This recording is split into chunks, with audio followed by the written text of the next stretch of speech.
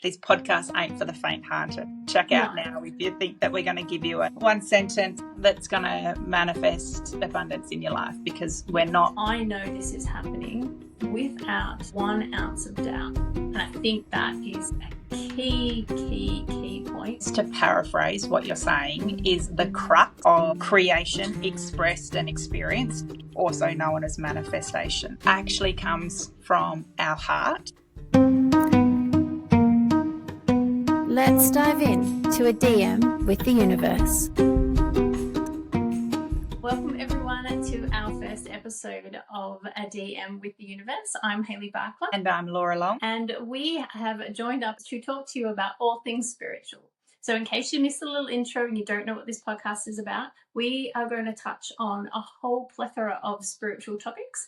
But we're going to weave those into how they work in an everyday setting. And that's one thing that we think is really important. And we want to bring spirituality into a more normal setting for people so that you can use that and grow from that in your everyday life. Yeah. Absolutely. Spirituality in the lounge room. So for those of you that missed our introduction that was released in December, our podcast, A DM with the Universe, is actually based on the book that Hayley has authored that has only just recently been released about 2 months ago, but has been a long time coming and has been the topic of many, many, many discussions that Hayley and I have had on the couch. Exactly what Hayley said about all things spirituality, consciousness, universe, source, you name it. We've done a deep dive into it, probably. So that being said, Hayley, you are the author, the birth mama of this incredible book, one that we'd like to make a start with. So these topics in this book are so juicy and they deserve to be discussed, from your life stories, life lessons, the channeled messages, so much gold in this book. And that's kind of where we wanted to start this podcast, wasn't it? Is based on some of these topics. Yeah, I think it gives a really good grounding for people to sort of get to know us, as well as the sort of work that we both do. And if you did miss, we did a little get to meet and greet us before we launched this podcast. If you haven't had a chance to look at that, you'll get to know us more as time goes on. But the structure of this book is such that you get to look at your personal life and you get to talk about personal stories, and it's about the lessons we learn from those and the spiritual overlay that comes. And I think that's one thing that Laura and I have really, that's where our friendship has really bedded in, is that, you know, everyone can talk about life, but we like to just like layer it on with like a whole nother depth of understanding, which, you know, makes life so much more exciting. And I think that's what this book speaks to in many ways. Actually, that just reminded me of a meme that we sent to each other in the last couple of days about, you know, most friends judge other people by their materialistic, you know, whatever they've got, however they show up in the world.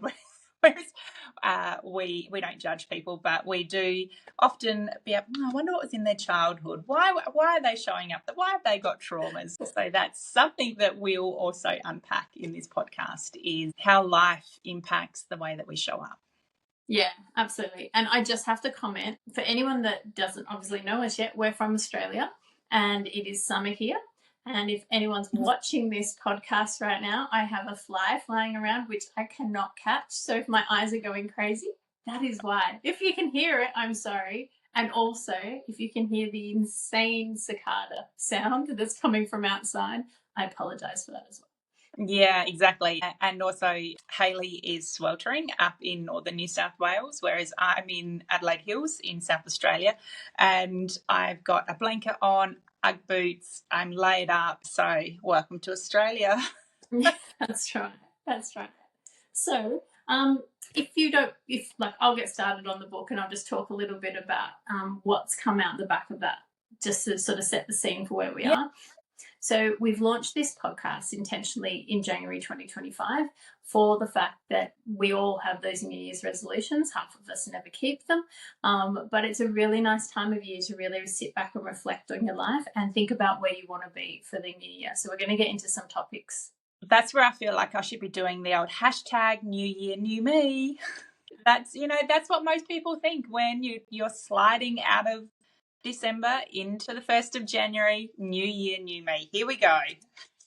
Yes, well, we're going to get there, but we're probably going to get there in a lot deeper way than just like the surface level, which is what we are all about. So if you're not into going deep, probably time to tune out. Yeah. But I just wanted to say one thing. So the book's been out there for 2 months, and as great as the feedback has been, I just wanted to note some of the big things that have come up for me in that time in watching other people's reactions to that.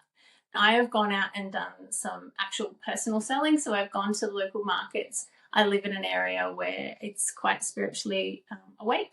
So it's really interesting to, particularly because I'm so interested in understanding people, to watch the interaction that I have with people and how individuals read the signage that I have up around my market stall. But one of the biggest things that came up, and I'd really love to do a podcast, Laura, on this, but maybe not for today, is the interest that men have had in the questions that are presented in this book. So I have a sign up that raises a whole lot of topics that the universe, and I channel information from the universe in case anyone doesn't know that part yet, to what is gravitating to an age group of men in their 40s to 60s that are really like stopped in their tracks and taken back by these questions. That's unreal. That is not the demographic market that we thought would be attracted to your book at first look, really. Absolutely not. I mean, we thought very much that the market is us, 40-year-old women, maybe 30s, maybe 50s, but really that sweet spot of our age where you've been through a lot of life transitions by that point, and you've still got a number ahead of you. And I guess the point of the book was that, yes, there's some female-led stories in there, but all those stories actually impact men in as far as being in relationships with women, or having mothers, having sisters, children. So it's not that they're specifically aimed at women, but I just such a big insight that I've noticed from putting that book out there. So I'd really love to delve into that in another podcast. And hopefully we can get some viewer feedback or questioning on that by the time we do that, to really go into why do they think men are seeking so much at this point in time. I think it's fabulous. Like, I'm in awe of it. So I would say nearly half the sales that I've made have been to really spiritually inquisitive men. Oh, there's nothing better than a wholesome man who is steadfast in his spiritual growth. There's plenty of women around that are doing the work, but to actually see a man show up and do the work, it's beautiful.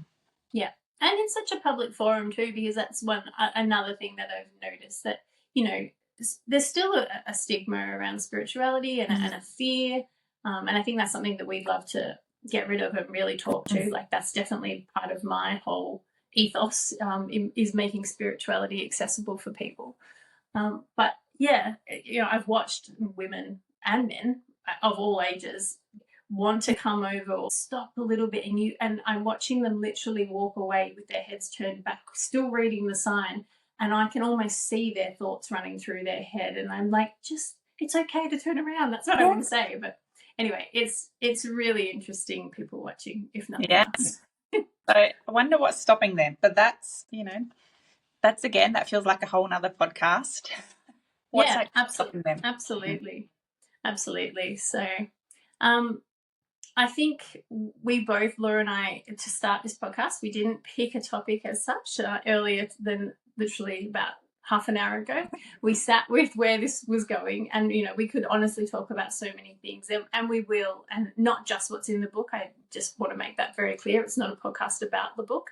It's using some of the aspects of the book to open up bigger and broader conversations that will just roll on from there. But I think we both really sat with the topics in the book, and at the same time, obviously, we're miles away from each other, message each other. We think we should start here. So, Laura, do you want to tell us what chapter or topic we're going to talk about today? Absolutely. So the The chapter that we're talking about is miracles and manifesting, which just slides so perfectly into the new year, new me, New Year's resolutions and manifesting and what that has looked like in the past. Also want to pay some credence to the fact that we are in the age of Aquarius. It has just slipped over November-ish, 2024. Now, I'm not an astrology guru at all. I know my risings and my ascendants and, basically how I show up in the world. And I'm very curious about it, but I don't kind of lose myself in it.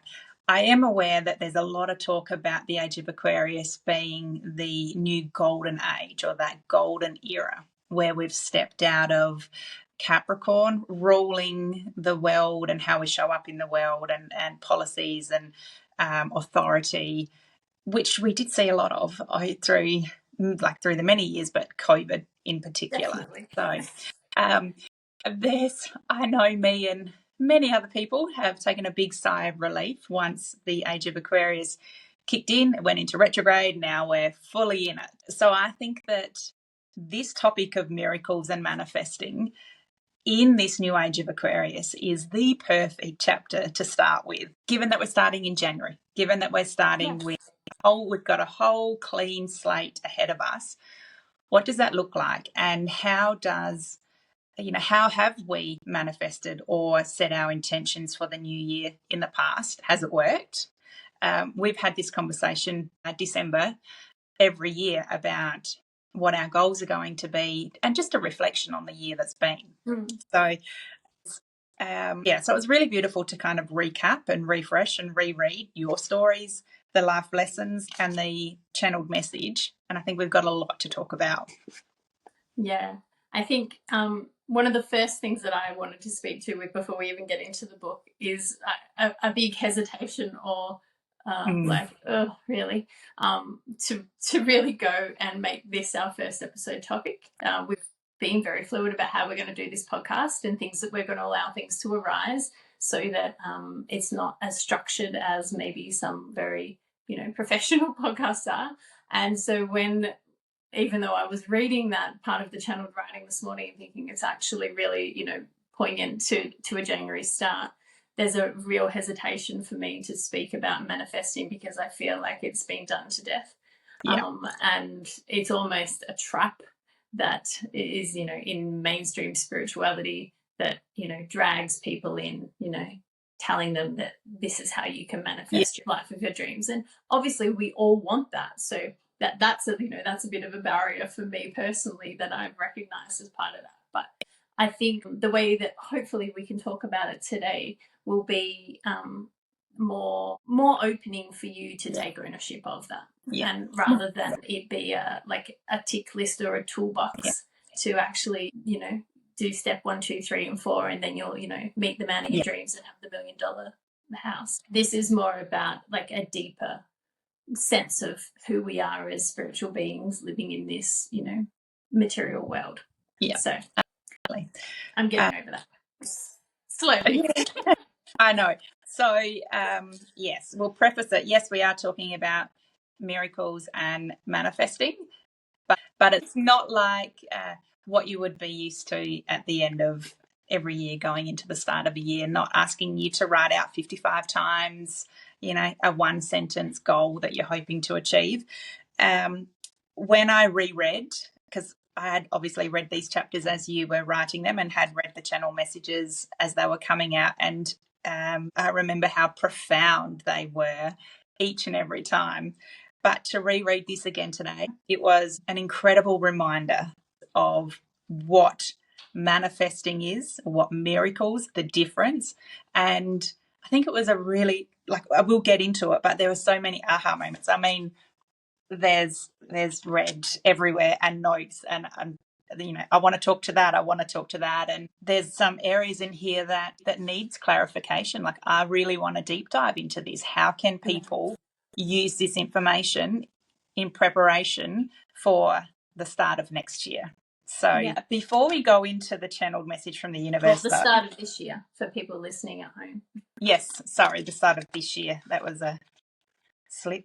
So before we do deep dive into this chapter in particular, it isn't all fake and made up. There have been times in our lives, given that we've known each other for over 10 years now, where we have witnessed and been able to share with each other some real times when manifesting has actually happened. So for me, one of the biggest things that my husband and I manifested without really even knowing it, without being attached to the outcome of what we were trying to manifest, was our home that we live here in the Adelaide Hills. So 11 odd years ago, we sold up a farm in the upper southeast of South Australia, and the world was our oyster. We could go anywhere. We had 2 children, 3 and 5, so they weren't anchored into any school system yet. We weren't uprooting them from any friends, anything like that. We could have thrown a dart at a board and just gone, that's where we want to move to. So I used that as an opportunity with my husband to get really crystal clear on what aligned most with our heart. You know, what did we actually really want in life, given that we had a beautiful opportunity? So we just started throwing out some really big ideas on, well, you know, if I could, we'd live in the Adelaide Hills because it's half an hour away from the Murray River, and he loves water skiing. Yep. It was half an hour away from both of our parents because family is really important to us. It's 20 minutes away from Adelaide City. So, you know, we started to drill down on what the house would look like. We started to get really crystal clear. You know, there needed to be a studio for when parents and friends came to stay. We got really, really down to the fact that the garage needed to be under the main roof of the house. That is because there was all of these reasons why that, you know, I'd lived for however many years with a garage detached way away from the house, and I'd have to run in the rain. And so I'm pretty sure that was one of my tickets. I'm guessing that was yours. Yeah, definitely. And for Aaron, it was really important to him, coming from a bigger farm, was that he didn't want any neighbours. He didn't want to see any neighbours. So we also needed to be on some acreage and not hear dogs barking or having nosy neighbours. So we started doing some touring up here with a real estate agent who had been recommended to us 3 or 4 times by different people. So we knew innately that he was our person. The one. Yep. Yeah. He showed us around to a couple of different houses. They were lovely, but they weren't quite it. We had a backup plan. So we had gone and looked at a rental because we knew the school that we wanted to get the girls into. So we wanted to then be within a 10K radius of that. And that time was getting closer and closer for us to then move off the farm. And Aaron came up and he's like, yep, we found a rental. That's okay. Don't stress. We've now got time to wait for this to arrive. This house to come up, this unicorn. It was a unicorn. Anyway, this agent got in contact with us randomly and said, don't get excited. Okay, don't get excited. Always a great way to start with a real estate agent. But I do have a house. It does have a contract on it. I'm just not sure whether they'll be able to honour that contract because they needed to sell a couple of their houses. And at that time, the market wasn't what we're experiencing now. So we had a look through it. It wasn't furnished at all. Aaron fell in love with it instantly. It ticked all the boxes. There was space for him to put up a big shed. That was his second thing that he wanted was land and space for a big shed. So it ticked all of his boxes. He was head over heels instantly.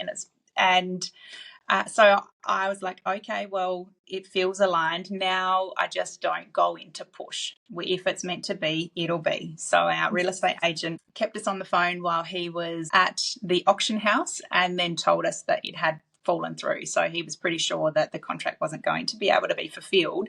And he's like, what do you guys reckon? Where are you at? Aaron's like, yep, here we go. Well, here's the offer. We'll take it. And basically it was easier for them not to refurnish the house, to put it up for sale and to just sell it to us as the second person in waiting, ready to go.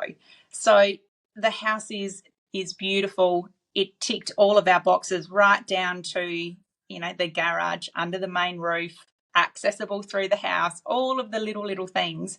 Yeah. But what I'd recognized out of all of that was I hadn't personally, like, it was a wish list, but I wasn't pushing. The agent to find me the right house, to, it's got to be in the right price range. We just put the wish list out and then left it up to the universe. And we just stayed solid in, here's the reasons why we want them. And we had a beautiful reason backing up every wish that we had. And here we are 11 years later, and speak to the agent every now and again, and he's still like, how you guys got that was beyond me. He said, but it was the story. He loves retelling it. So that's, I'm sure he does. Yeah, that's manifesting. That's worked for us. And that was before I really was even here where I am on my spiritual journey. So yeah. And I totally, like, houses for me are just my, like, gold as far as manifesting. I've never had an issue manifesting exactly what I want when it comes. And that's in the book. We won't go into that. But I think one of my strongest thing that I've manifested is winning a car. And the reason behind it, and that's not because I won a car, it was the absolute feeling behind this manifestation, which I don't think I've had for anything else. I mean, as much as houses have popped up beautifully for me, it was this undeniable, I know this is happening without 1 ounce of doubt. And I think that is a key point when it comes to, we'll keep calling it manifesting for now, manifesting, where we'll go into another word for that later. But when we were selling a house actually and moving up to here from Melbourne, and we were trying to work out agents and we didn't know the area that well because we hadn't been back in Melbourne for a few years, and we hadn't the time to sort of really get into the market. So we just picked, a handful of agents. They all sent in their, little brochures and, little marketing spiels. And one of them, I just sat there and it had, you can win a car if you sell your house through this agent. And I was like, I looked at it, I'm like, we're going to win that car. It was so crystal clear to me. And so we went with that agent. And even though we desperately needed a second car when we moved up here because we're in regional New South Wales, you can't just walk to a shop here. And both of us were trying to, get jobs and like live and, get around the place. And we really, really needed that second car at the time. And Craig's like, can I just get a car? And I'm like, no, we are winning this car. There is no doubt in my mind this car is ours. And I'm like, you can't put that out there. You can't change this absolute conviction that I have. And it wasn't pushing it. It was coming to me. It was like solid in me that I'm like, I just knew it was our car. And when the day it got drawn, which I didn't even realize exactly what day it was, I just got a text saying you just won a car. Yeah. And I was just like, oh, I knew it. Like, I didn't doubt it for a second. And that is, to me, true manifestation when there's no force in it, but there's no doubt in it either. There's no fear. There's just absolute knowing you have created this to come forward to you for you. Yeah. And that's the biggest hurdle I think we have as humans manifesting up until this point, and hopefully that will change as with new energies and new understandings of how we can do things. But I think doubt and fear are the key drivers to not getting what you want. Yeah, getting in your head, and this is the thing. Yeah. This goes back to a lot of the processes over the many years of deep diving into manifesting. They're all processes that are all in your head, a lot of them. So no wonder they hadn't necessarily been successful for me because of my head, too much thought. And I've done the same. And I think there's some validity in, a lot of them are, writing down what you want. And there is some validity in that, I think, and it's sort of getting in touch with like if you're drawing it, or you're sort of having some creative input into that feeling. I can understand that, but I'm the same. Like anything that I've tried to manifest that actually followed some kind of process or structure has been least fruitful. It's the things that I can put my fear and my judgment and my self-doubt out of my mind and really feel into what I want. That's the things that have actually come through. But I think you touched on the key there with what you said is when you're writing them down, you can feel it. And that is, that is what came through with this channeled message, is feeling it instead of thinking it, being so intellectual in our mind, so judgmental, and not being able to accept what does come. And I only read something the other day. It was really interesting. Can't remember which guru it came from, but basically they were on that similar path of don't get lost in manifestation, because you might be manifesting a car, like, writing it out, doing all of that kind of stuff, when behind that car there could be a whole fleet of vehicles that are energetically coming to you. So you might actually be limiting yourself instead of expanding into the possibilities of what may be. Yeah, and I'll touch on now. We'll get into some of the things that came through in the channeling. But the biggest lesson that I have learned about manifesting, when you are really putting your intention into something and you're really believing that, is that it can work in the opposite way. I started a little enchanting shop once, because I had a dream to do something like that. I think I went traveling and I saw this. I went to this shop one day and I'm like, oh, this is so magical. And I'm not really into, like, even as a kid, I wasn't into dolls or toys or anything like that. So the idea of opening up a fairy shop and with all little trinkets and stuff, I still don't quite understand why I did that. But anyway. It was cute, though. It was really cute. Beautiful. It had a lovely energy. And there was a lot more about the spiritual opening behind it that was the intent. But for whatever reason, it was a big risk for me to actually step up and own my own business, own my own self as part of that. So I gave myself an out clause. And the whole time I said I was willing to lose $10,000. I was willing to lose $10,000. If it doesn't matter if I lose $10,000, it doesn't matter. And that went through the background of my intention, even though my outer intention was so lovely, and it was about creating this spiritual haven for children and all this beautiful stuff on the outside. The background thought, the background intention was I was willing to lose $10,000. And I lost exactly $10,000. Yeah. To the letter, to the number, I should say. Whew, subconscious program.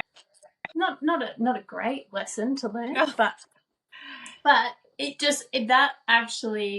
was a brilliant lesson, because it actually taught me the power of manifestation and of intention and of thought, and what that I had so much feeling behind that intention, which was underlied by fear. But it was relief, because I allowed myself to fail. So in actual fact, it was an uplifting feeling that I had about losing all this money, because it prevented any thought of failure in my mind. So I put this beautiful feeling on top of losing money. So I lost money. You did it so gracefully. Yeah. But it was a $10,000 lesson. Yeah. Yeah, people pay coaches $10,000 for lessons, so you just did it yourself. I did it myself. I had some fun along the way. Did. So I just want to loop back to how incredibly powerful our words are and our thoughts are, that subconscious layer underneath. So we can be showing up in the world, we can be seen to be aligning with our goals or our New Year resolutions. But if we're not careful and if we haven't actually really checked ourselves and checked our filters, the way that our lenses, the way that we're showing up in the world, quite often there are these patterns, beliefs, thoughts that are sabotaging. So Anything no on the amount of inside. no amount of vision boards and writing and rituals are actually going to be successful if you've got that running through your head. Yeah. And that's that is a sole part of what this podcast is about. We're going to take our conversations into everything that underlies the external or the superficial, or the conscious versus the subconscious, so that we can really help people move into a more expanded way of being. And manifesting is a very true manifesting is a very expanded way of being. That's essentially the feeling behind it, that you realize you own this reality, you create this reality. Yes. So, and that's that work that I do, working with the subconscious, and I see these patterns and beliefs come up in people every single time I work with them, and a lot of the time it's been laid, I guess, for want of a better word, in their childhood years. So it's really, Matt, what we're talking about is so much bigger than what people give it credit for. It is not just a short little 30-second routine that you do on New Year's Eve and you drum or you drink cacao and boom, your manifestation goal that you're wanting to achieve is out in the universe and it will come to you. Yeah. It's not at all right. It's so deeply ingrained with our subconscious patterns, and then being in our head too much. I've rarely come across a person that, if they've really not done that deep work to embody and to really meet with their heart and live a heart-led life, they're living a thought, a mind-based life, which, like I keep saying, in your mind you're in judgment of self and others. So therefore it's really not a nice, nurturing, positive environment for our goals to flourish and grow in. So it's all linked. It's really not a 3x3 process and you've been doing it wrong, just flip to another one or find another coach. Actually comes back to, or another online course or a guru, or another free reading webinar, books, or no, it actually comes back to self. And that's the gold nugget out of today's podcast is, if your manifesting's not working, come back to self and drop back into your heart space. And that is the gold out of this channeled message as well. Yeah. Shall I read just a couple of lines and then you can read a couple that you want? So no, you go. The first line of the channeled message, I think, is just sums it up. It's like, the blessings that you see as miracles are nothing more than aligned creation. And I mean, that's it. Yeah, just okay, mic drop. Yeah. No, don't close the book yet. I've still got lots of but it is true. It's like we unless you're really into and you've read a lot about consciousness and how we create and who we are and our energy expression, that on a surface level we see things as miracles, but we're actually fully in control of everything we see in our reality, and it's just aligned creation. We don't need these special names for it. Same with manifestation to that same extent. Like, that word is, to me, it's almost sort of being bastardized by marketing to take over. And I know, yes, it is still manifesting, but it's just creation. Yeah. It's nothing special, but it's so special. Yeah. It's taking control of your own, not manifesting, like mastering your own. Yeah. Mastering your own self, your own ability to create. And that's where this new age is taking us into. So all of those skills that we have innately within are going to open up for people. And it's going to become so important that right now you start to understand that you are creating. You have complete ownership and control of that. Because if you don't hold that understanding now, the chaos that you see within your life continues to spiral, because you continue to create that, because you perpetuate your own negativity, your own chaos. I've created plenty of chaos in my life. I would say the last year and a half I've had a lot of chaotic negative thoughts, and I've just perpetuated that, and I know better. But it's so hard to arrest that thinking because we were born into a world where we were trained to be so external. Everything, we were trained to believe everything comes to us rather than we push everything out and create everything in front of us. Yeah.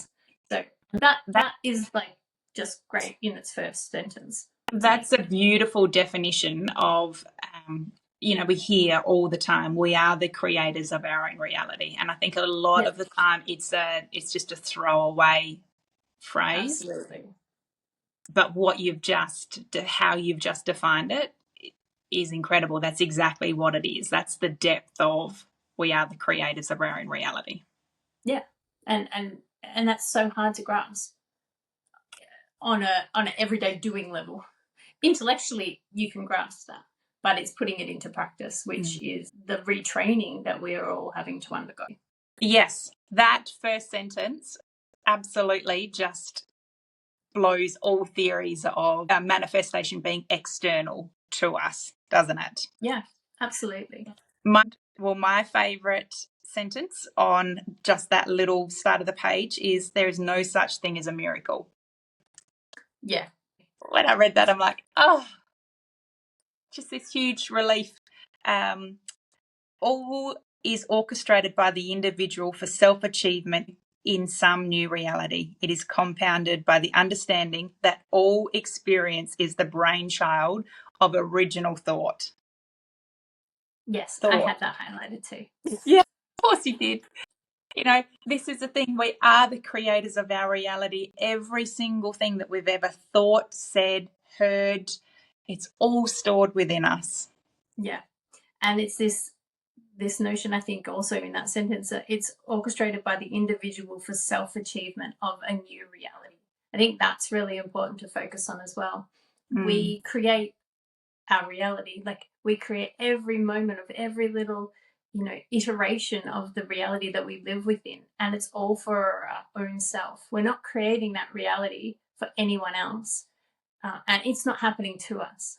Really important. That reality is not happening it feels like it's happening to us, but the background underneath it is that original thought, that original process from within us has created what we see on the outside. That's the whole thing about illusion and delusion. Yeah. That is that is just a huge statement, and there would be a lot of people right now that would be going, fuck you, what would you know? Why would I have created cancer in my reality? Why would I have brought in the loss of a loved one in my reality? Like, this is big. Yeah, absolutely. And I know we've spoken about this so many times. You have been there and you've held my hand through the last 12 months that I've had where, I've lost my dad. We've been through a pretty epic experience together this time last year, which we'll circle back to. But then earlier in the year, I lost my nephew to being born stillborn. And there were parts of me where I had a foot in each camp, Hayley, and you know this, where I just can't believe that somebody would call this into their reality. Why would they want to experience that? On behalf of my beautiful sister, who no doubt is listening to our first episode, that is deep. However, there have been so many conversations that have had, and there are so many silver linings. And whilst I think we can safely land on the page that we just don't understand why sometimes that the lesson or soul contract or what we had chosen, why we'd chosen it to come into our reality may not be clear at the moment. It happened. Yeah. We survived it.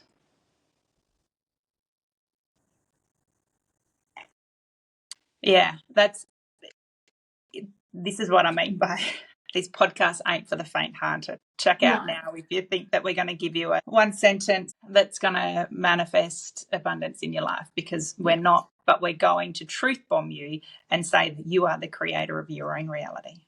Yeah. Yeah. as ugly and horrible as it is sometimes. Because we all have, as you have just explained, we have all gone through stuff that we would never wish upon our worst enemy, let alone ourselves. So it's a very hard lesson, or a very hard pill to swallow, that we would do such a thing.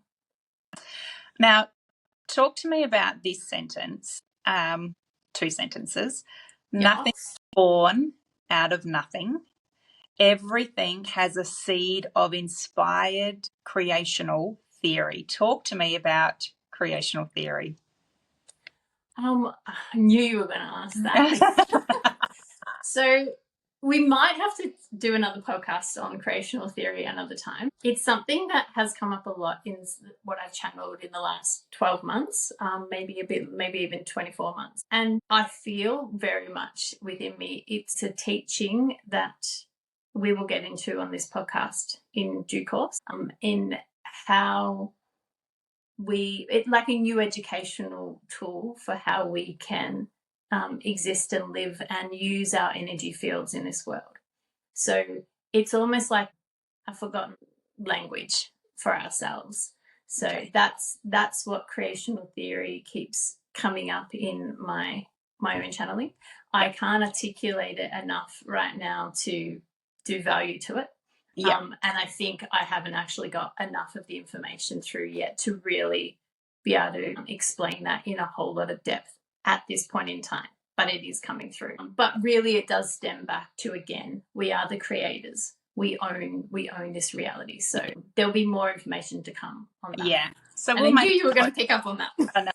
We'll make a note about perhaps doing some channeling to bring through for a future podcast episode. So many more things here to talk about, but it's you've brought this through. What is and this next part that I had highlighted actually just talks to what you said about the trauma that you've gone through in the last 12 months.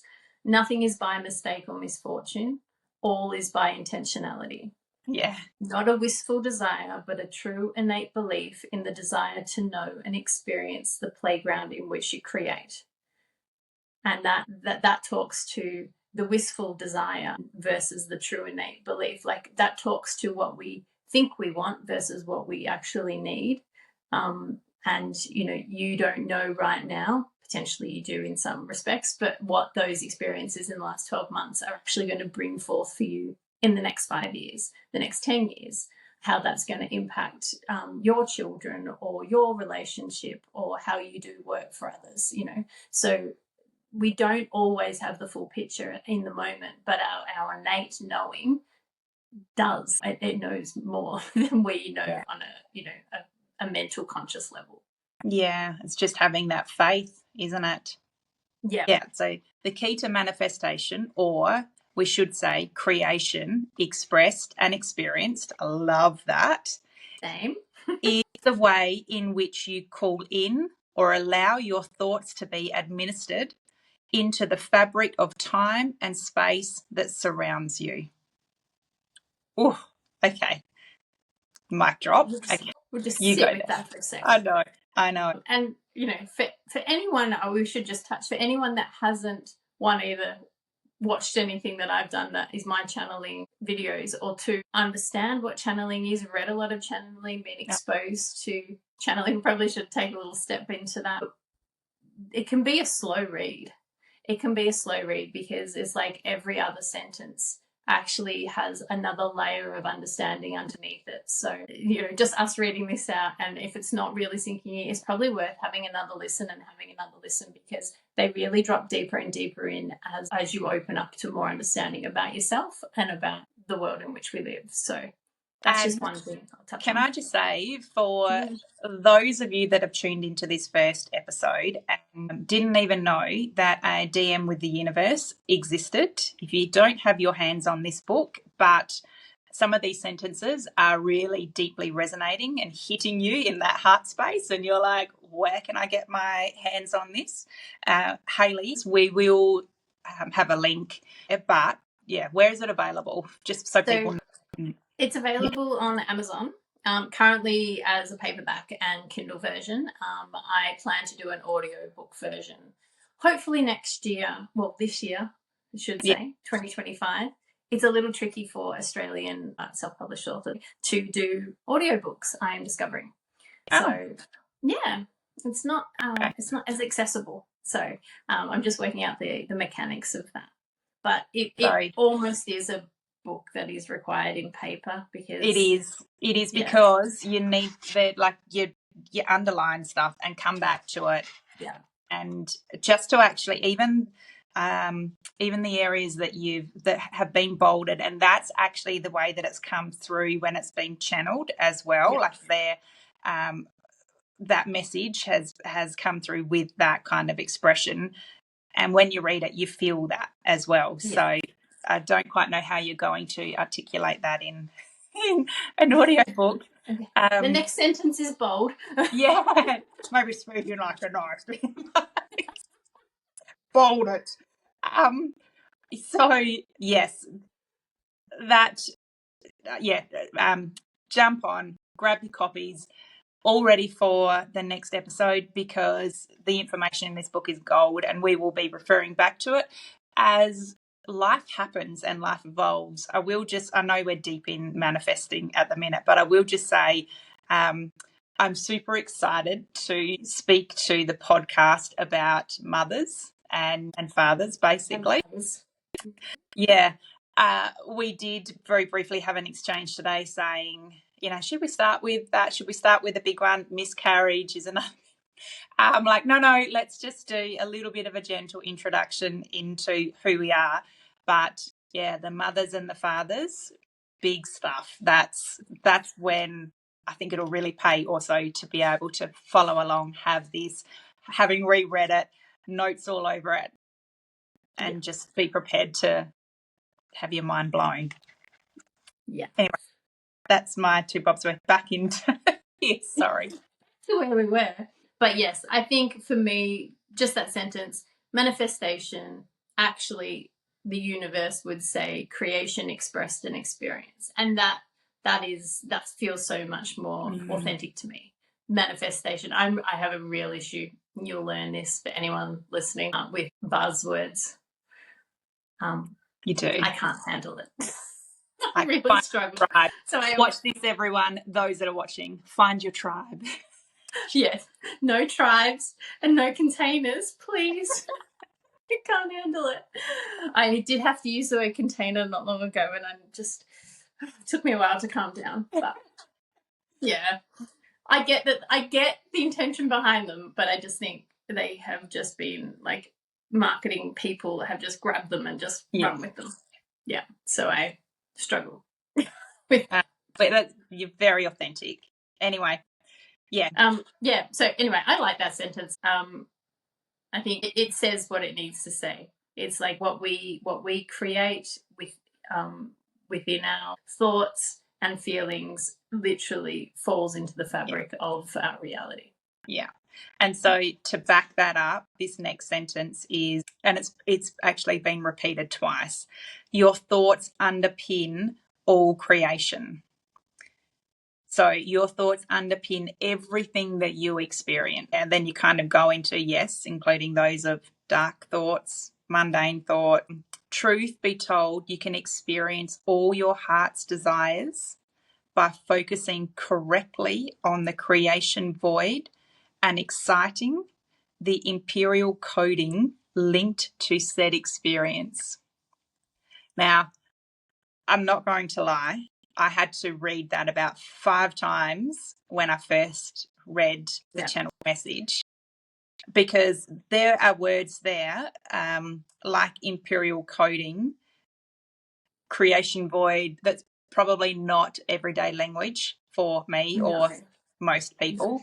Most people. Yeah. And even me included. Yeah, even we've had this discussion many times where some of the language that comes out, you're like, that is not something I would ever say or have ever used before. Or don't entirely know what that means, but I'm going to have to sit and work with that. Really, really tune into what that is. And it's really hard because when it's coming through, I can feel it. And it's like this, my whole body just buzzes like, oh, I know exactly what this is. I know this. And then I can come back and read. I don't often remember what I've written or what comes through. When I go back and read it, I'm like, I can still hold the feeling. And, months have passed now where I'm like, it really takes me a while to sit into that and go, okay, what did that mean? Or what does that mean? And I think to talk to that now, and again, it's a little bit like creational theory, and I feel like the information's coming through at the moment. But if we step out of our human skin and our human body and how we portray to the world, there's an energetic level beneath that. And that is, you call it a light body or, to some extent an aura, but just to try and give people that have some, like all levels of spirituality, a bit of an understanding. But it's this energetic field that we exist within. And we have no idea how to use that in a grand scale. Some people do, but as a broad, populace, we don't understand how to use that energy field. We don't have a conscious connection with it in many ways. And to me, that is what that speaks to. And if you read further on to that, it speaks very much to the heart. So it's the energetic field of the heart and how we talk in code. So it's sort of like how you would program a computer. And that's a part that we don't understand, that how we can talk to ourselves, whether it be in numbers or frequencies or sounds or vibration, how we can communicate with ourselves in that energetic field. That's what that is talking to. Yeah. As far as the individual answer about how is that code. Yeah. But one thing I'll just add to that, because I've seen it obviously, and probably a number of people probably have over social media over the last year. There's a few clips going around about the heart not being a pump, being a vortex. I don't know if have you seen that one? Yeah. Mm-hmm. You may have sent that to me. I can't remember. But that very much resonates to me with this whole channeled information, which is about using the heart. And there is a correlation, there is a crossover between that, when that video talks about the heart actually unfolds and it's one muscle and it folds back up and it creates pressures and, it's not so much a pump, it creates these vortexes of suction and energy. Yeah. That's the best way I can describe it. But I feel like that's just like the outer layer of what we see in the physical. It's actually the power of that vortex, which is where that creation void exists. And that's my feel on it. There's a whole lot more that we have to get into on this. But we're not going to go into like everything in full depth today, but that's my feel for that. And I will bring through some more information about those things so we can have a podcast about creation and really deepening our understanding of our ability. I guess to paraphrase what you're saying is the crux of creation, expressed and experienced, also known as manifestation, actually comes from our heart. Yep. So the thoughts are always there. Yeah. Thoughts are always there. So we think it, we align with it, but we're aligning with that thought from our heart space, not from our mind. Absolutely. So, the it's almost like the to me the brain is like it's the visualizer. It's like the interpreter. Yeah. And it's like bringing that thought down into the heart and really feeling that. Feel it. And this is what I wanted to pick up on, because you've said it a couple of times, and this is the goal. You think it, and so then get more out of your head and drop into your heart space to actually feel it. What would it feel like for that creation to come into your reality? Absolutely. That's the goal, isn't it? Yeah. And you can see that thought in your heart. We have our third eye, so we can visualize in there, and that's probably a safer space to visualize than projecting outwards. Yeah. Which this thought often does, which is all external. So it's about just bringing everything in. But I don't think we don't understand the level of what our heart is capable of at this point. No. So I've got here where this sentence says the ability to encode your life is pivotal to creation expressed in alignment with your desires. I sat with that, and to me, what that is saying in my terms is conscious programming of the thoughts aligning with a desired outcome. Yeah. That makes sense? Yeah. Is that right? Yeah. And that's that thing. It's conscious thought. Conscious, like it's not just, sorry, thing going in front of me. It is about having that real attunement to what we are creating, what we are thinking. We have to have power and control over that. Yeah. Otherwise, thoughts run wild. Yeah. That's how we get, that's mental chatter. That's depression. That's so many other things. Yeah. No, it's not easy. No, it's not. We both know that. It's conscious. So it's a two-step process. I'm not even. There we go. But it is consciously creating that thought and that desire, and then actually really programming, aligning it with your thoughts, aligning it with your desired outcome from your heart space. Yeah. And so, looping back to the car and the house, those stories are valuable because what we did is we consciously created it. We just had a belief that is going to be a part of our reality, but we also held that in our heart as well, with no other, like there wasn't any other choice. You weren't going to go and buy a second car because your head and your heart were so aligned. Yeah. And even Aaron going off and finding, I didn't even go and look at the rental. I'm like, I could have, but I'm like, no, we don't need it. We won't need it because my head and my heart was so aligned that this house was actually going to suit my family and bringing a family up, all of that tick box. So alignment of head and heart. Yeah. Speaking to houses, and just quickly touch on when we found this house. I'd had these feelings that we needed to get a house, but then I also got this vision of what it would look like when we drove down our street.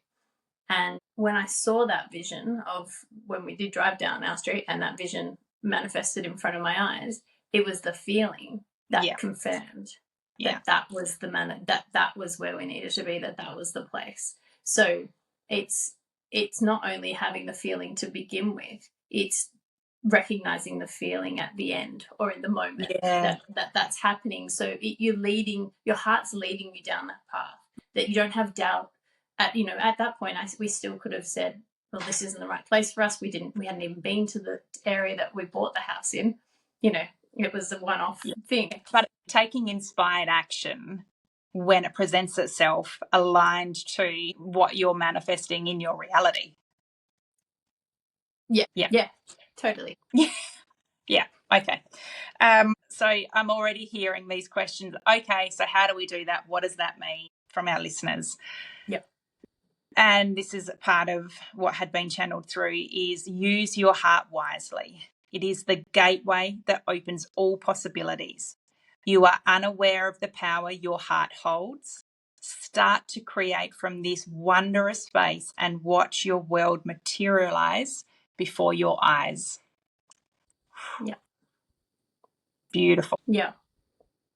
And there is no process as such. It's an individual process. It's a feeling. It's conscious creation within that heart. No one can do it for you.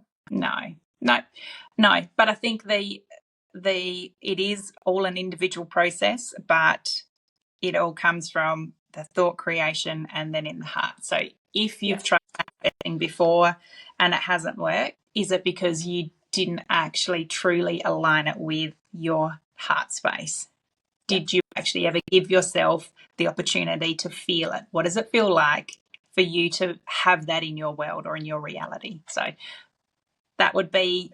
And equally true, if your feelings are centered around lack or fear or negativity all the time, if that's what you're feeling in your heart, because that's what's happening in your reality, and I know it's very hard to separate that when that is around you, but if that's all you're feeling, that's what you're perpetuating. Yeah. So there has to be moments in that manifesting state that you take out.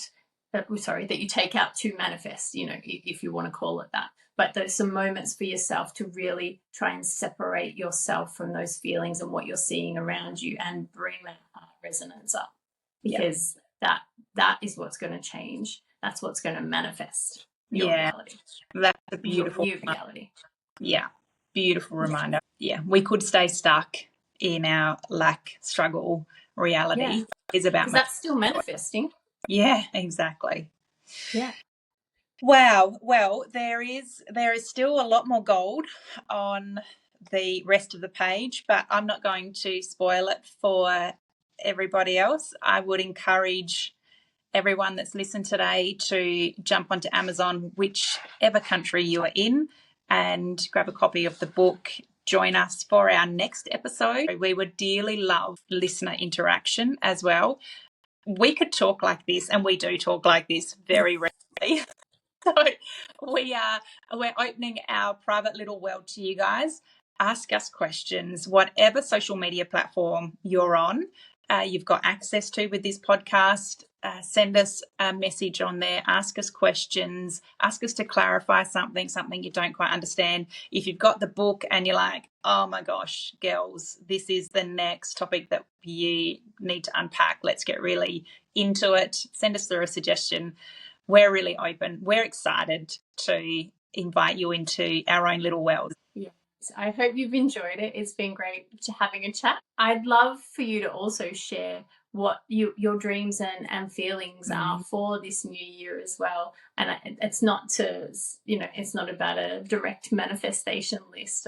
I'm not so interested in that. I want to know what you feel for yourself for the next year. So if you want to share that with us, by all means, pop it in the comments down below, or send us a DM so that we can see what the general consensus or the general vibe is out in the community.